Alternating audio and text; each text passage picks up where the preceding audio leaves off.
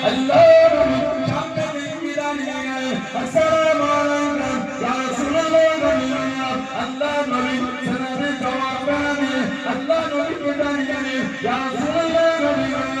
আল্লাহ পাকের নবী হুজুর মিয়া গানে আল্লাহ পাকের দরবারে পছন্দ হলো আল্লাহ পাকের দরবারে কবুল হলো আল্লাহ পাক বলে কাঁদিয়ে হুজুর আপনি কি বিবাহ করবে হুজুর আপনি কি নিকাহ করবে আল্লাহ নবী জানিয়ে দিয়ে আল্লাহ নবী শুনিয়ে দিয়ে ও হযরত জিবরাইল আমি নবী সাল্লাল্লাহু আলাইহি ওয়াসাল্লাম আমি নবীকে বিয়ে করব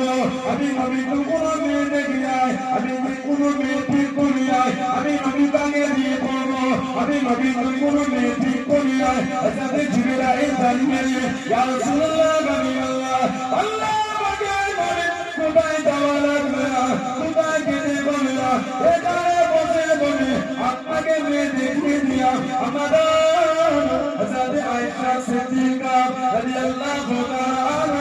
আল্লাহ নবীকে দেখিয়ে দিয়ে ইয়া রাসূলুল্লাহ আল্লাহ পাকের নবী হযরত আবু বকর সিদ্দিক আপনার কাছে দিয়ে বিয়ের প্রস্তাব করে হুজুর আপনি না বললেন না আল্লাহ রাব্বুল আলামিন বড় পছন্দ করেছেন জোরে বলুন সুবহান আর তো জোরে বলুন সুবহান হুজুর কোথায় যেতে হবে এখানে দেখিয়ে দিলাম মা আয়েশা হুজুরকে ডাকালে আর বললে আবু বকর সিদ্দিকের সামনে বিয়ের প্রস্তাব দেওয়াতে নাম বলুন না সুবহানাল্লাহ মুনাফিক ছিল মদিনা শরীফে